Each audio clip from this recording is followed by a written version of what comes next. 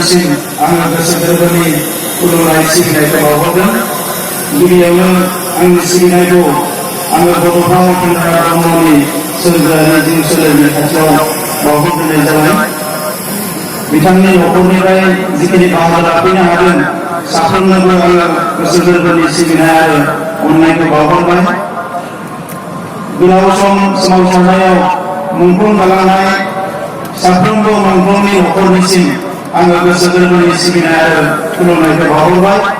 बे गोलाव सम सोमावसारनायाव जायफ्रा दुखु खस्थ' मोननांबाय, न' बां सावजाबाय, बे गासैबो न'खरनिसिम आंनि बे समाव गोसो गोरबोनि खुलुमनाय आरो सिबिनायखौ बावहरबाय। दिनैनि हाबाफारियाव बाहागो लानो हानाय आसामनि मानगोनां सीएम सरकार सोनोवाल बिथां, बाहागो लानो हानाय आसामनि एजुकेशन आरो फाइनेंस मिनिस्टार, लोगोसे नेडानि लिंथुमगिरि डॉक्टर हिमन्त बिश्व शर्मा, बेवहाय बाहागो लानो हानाय आसामनि बीजेपीनि प्रेसिडेंट रंजित दास बिथां, मंत्री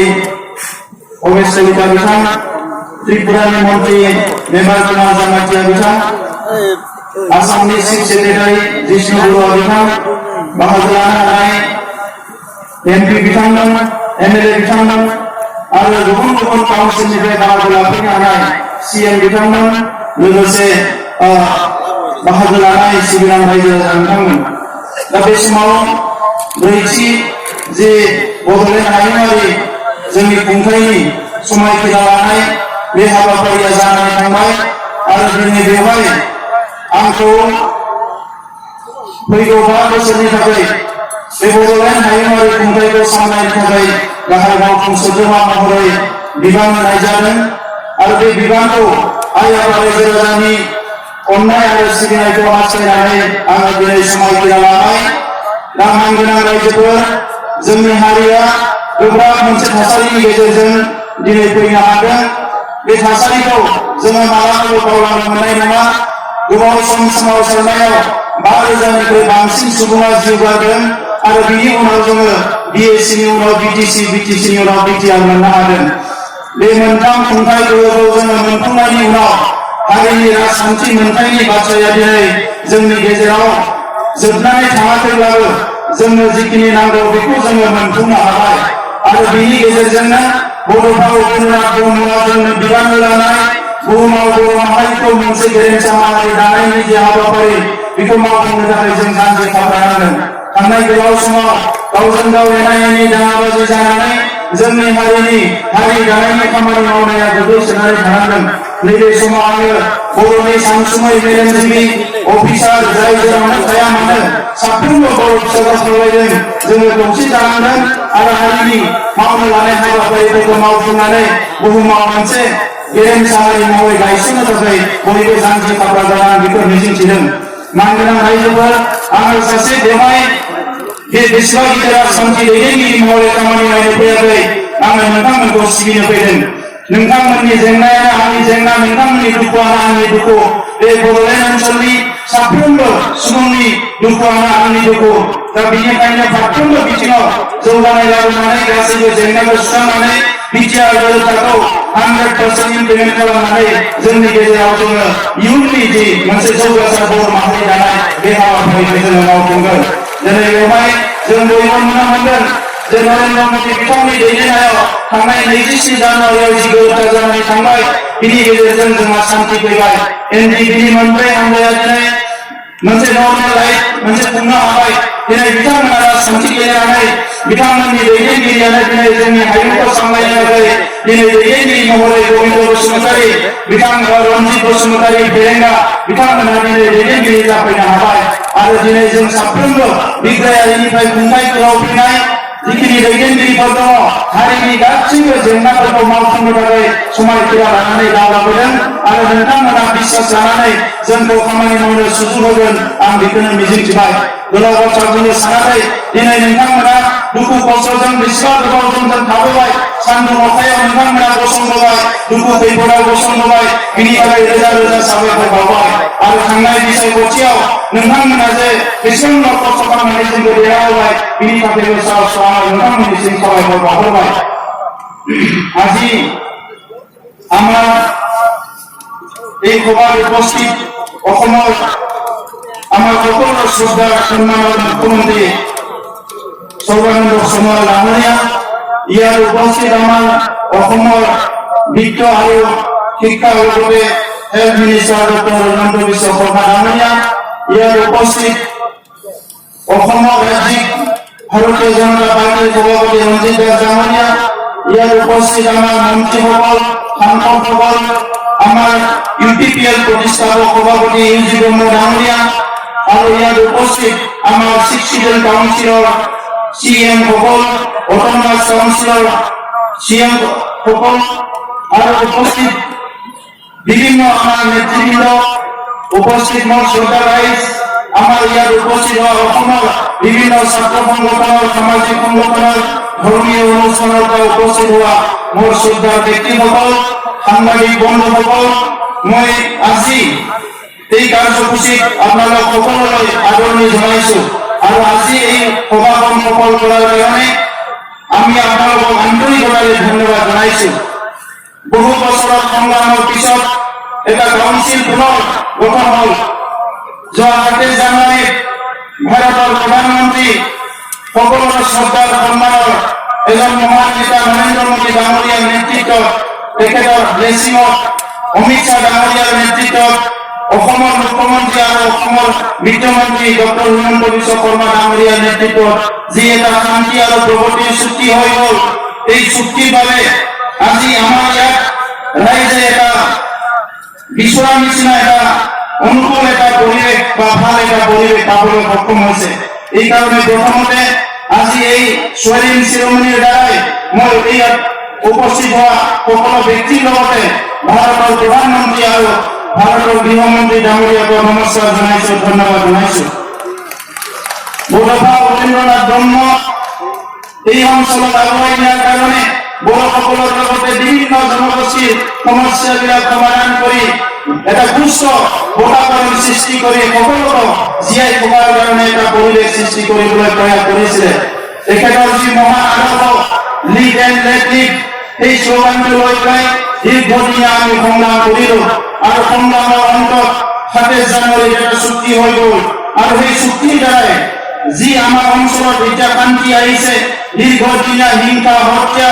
আমাৰ মাজত যিটো অনিশ্চয়তা, অবিশ্বাস, এই সকলোখিনি সমাপ্ত হৈ পেলাই এতিয়া আমাৰ মাজত এটা শান্তিৰ বাতাবৰণ আহিছে। আমি এই সময়ত সকলো অনুভৱ কৰিছো কি NDPৰ 4টা গোট চুক্তি হৈ গ'ল। আজি NDPৰ কেডাৰসকলে, লিডাৰসকলে নিজৰ মা, নিজৰ ভাই ভনীৰ লগত নিজৰ ঘৰতে থাকি এটা সুস্থ পৰিয়াল গঢ়া তেখেতসকলে আজি অংশগ্ৰহণ কৰিব পাৰিছে। বহুতৰ কাৰণে এই চুক্তিত কিবা থাকিব পাৰে, নাথাকিব পাৰে, কিন্তু মোৰ কাৰণে মই এজন সাধাৰণ মানুহ হিচাপে, এজন ব্যক্তি হিচাপে এই চুক্তিখনত মই যিটো বিচাৰি পাইছো এইটো এটা মানৱতাৰ চুক্তি। এই চুক্তিৰ দ্বাৰাই ভাৰতৰ প্ৰধানমন্ত্ৰীয়ে প্ৰমাণ কৰি দিলে যে দীৰ্ঘদিনীয়া সমস্যাটো স্থায়ী সমাধান কৰিব পাৰে। এই সমস্যাৰ চুক্তিৰ দ্বাৰা এটা প্ৰমাণ কৰি দিলে। বহুত নেতা আহে আৰু যায়, সমস্যাৰ কথা পাতে, কিন্তু সমাধান কৰা নেতা বহুত কমে আহে আৰু ইয়াৰ ভিতৰত আজি আমি ক'ব লাগিব ভাৰতৰ প্ৰধানমন্ত্ৰী নৰেন্দ্ৰ মোদী ডাঙৰীয়াই সমস্যা সমাধান কৰা এজন ভাৰতৰ নেতা আৰু তেখেতৰ যি ভিজনাৰী যি ষ্টেপ, এই ষ্টেপৰ দ্বাৰাই, এই ইনিচিয়েটিভৰ দ্বাৰাই অকল বড়োসকলৰ মাজত নহয়, মই আশা কৰিছো অনাগত দিনত আমাৰ আদিবাসীসকলৰ আৰু বিভিন্ন যি সশস্ত্ৰ সংগ্ৰামী আছে এই সকলৰ সমস্যা সমাধান কৰাটো তেখেতসকলে ইনিচিয়েটিভ ল'ব। অসমৰ পৰা এই গোটেই সমস্যা সমাধান কৰাৰ নেতৃত্ব লৈ সকলো ইনিচিয়েটিভ আগবঢ়াৰ কাৰণে মই অসমৰ মুখ্যমন্ত্ৰীৰ লগতে ডক্টৰ হিমন্ত বিশ্ব শৰ্মা ডাঙৰীয়াক এই সময়ত ধন্যবাদ জনাইছো। আজিৰ এই শুভক্ষণত মই ধন্যবাদ জনাব বিচাৰিছো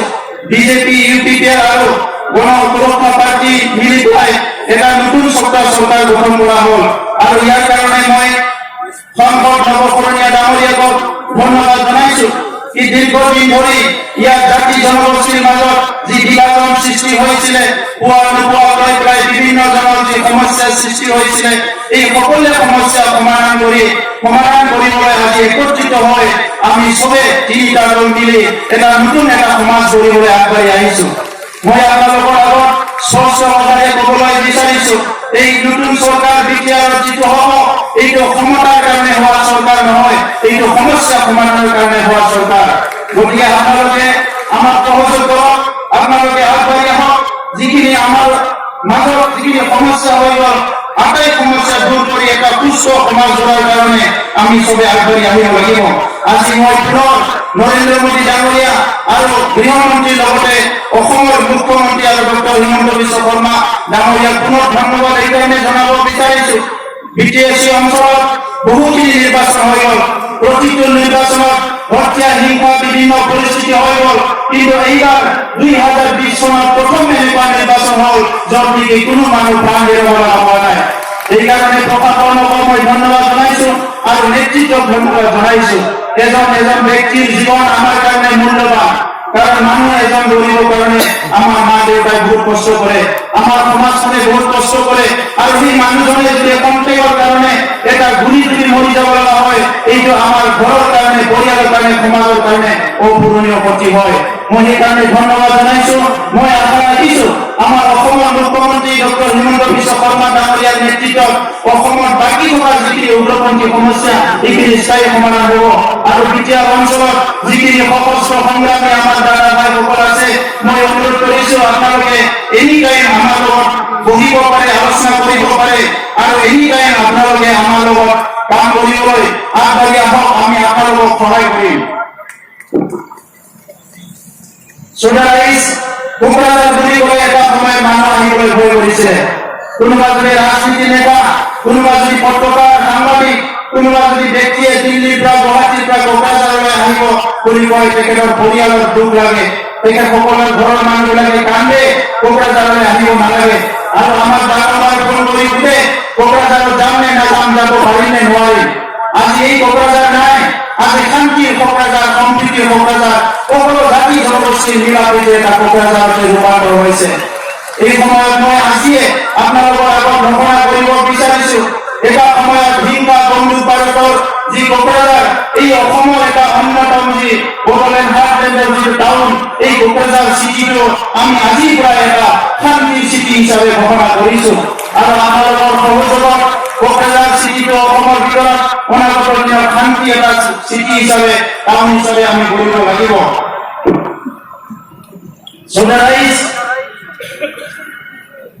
বড়োলেণ্ড অঞ্চলত বিভিন্ন জাতি জনগোষ্ঠীৰ মাজত আজিও ভয় আছে, আজিও শংকা আছে,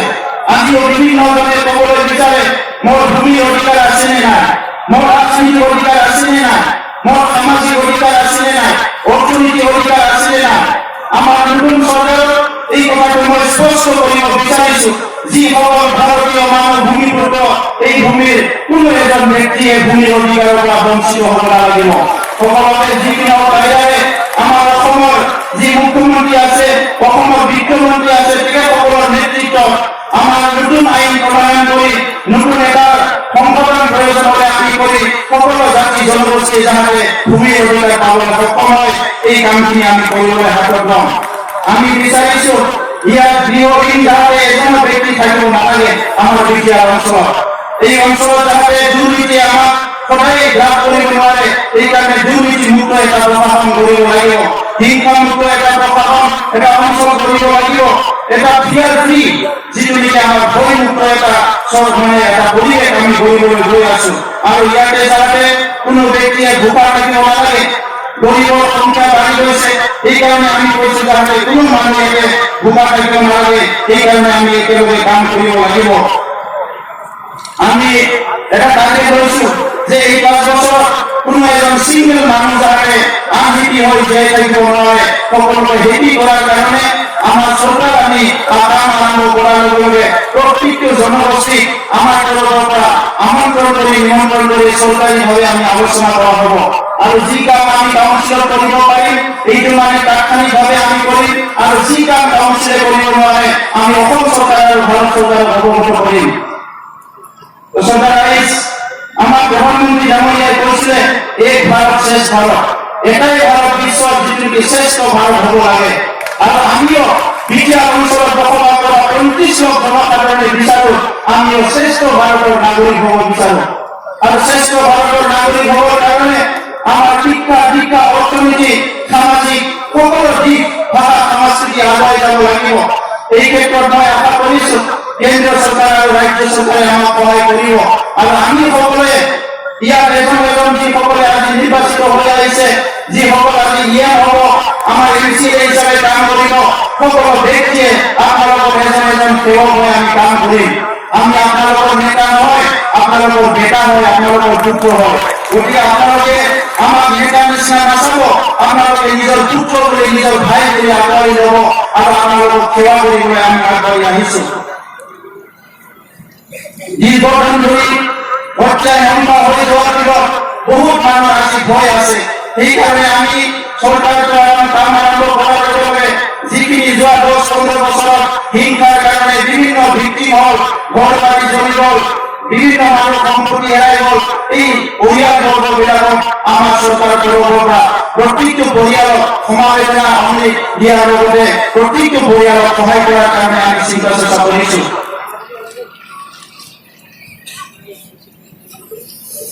কেৱল মই এইটোৱে ঘোষণা কৰিব বিচাৰিছো যে আমি নিৰ্বাচনৰ সময়ত কৈ আহিছো